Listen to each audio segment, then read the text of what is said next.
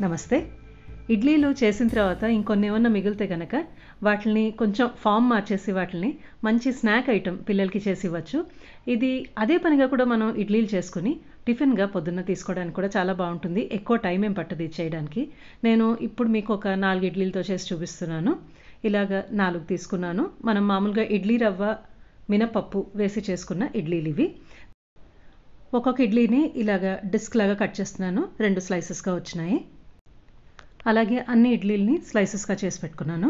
తర్వాత ఒక పాన్ తీసుకున్నాను. మీరు మనం రెగ్యులర్‌గా చేసుకునే చపాతీ, దోస పెనం కూడా తీసుకోవచ్చు. దాంట్లో కొంచెం నూనె వేసుకోండి. ఎంతో అంత కొద్దిగా నూనె వేసుకుంటే సరిపోతుంది. తర్వాత ఈ ఇడ్లీలని పెట్టుకొని లో నుంచి మీడియం ఫ్లేమ్ పెట్టుకోండి. హై ఫ్లేమ్ పెట్టుకోవద్దు. లోపల నుంచి కొంచెం వేగితే బావుంటుంది. 2 వైపులా ఎరుపు రంగు వచ్చేదాకా, బంగారు వర్ణం వచ్చేదాకా చేసుకోండి. మరి కరకరలాడక్కర్లేదు. కొంచెం కరకర ఉంటే బావుంటుంది.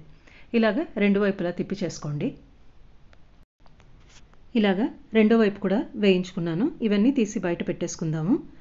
తర్వాత వీటికి కావాల్సినవి నేను బంగాళదుంపల్ని ఉడకపెట్టి పెట్టుకున్నాను. వాటిని ఇలాగ స్లైసెస్‌గా కట్ చేసుకున్నాను. తర్వాత కీరా తీసుకున్నాను. ఉల్లిపాయల్ని రింగ్స్‌గా కట్ చేసుకున్నాను. మీకు ఇంకా ఏ కూరగాయలు కావాలంటే టొమాటో, క్యారెట్ ఇంకేవి కావాలంటే అవి తీసుకోవచ్చు. షేజ్వాన్ సాస్ తీసుకున్నాను.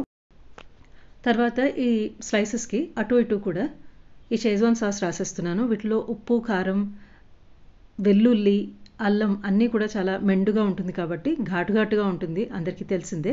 అందుకని మీకు ఎంత కావాలంటే అంత రాసుకోండి. నేను ఒకదానికి బాగా ఎక్కువగా రాసి ఇంకోదానికి కొంచెం తక్కువ రాశాను కారం అవ్వకుండా ఉండాలని. తర్వాత ఈ కూరగాయలు ముక్కలన్నీ పెట్టేసుకోవాలి.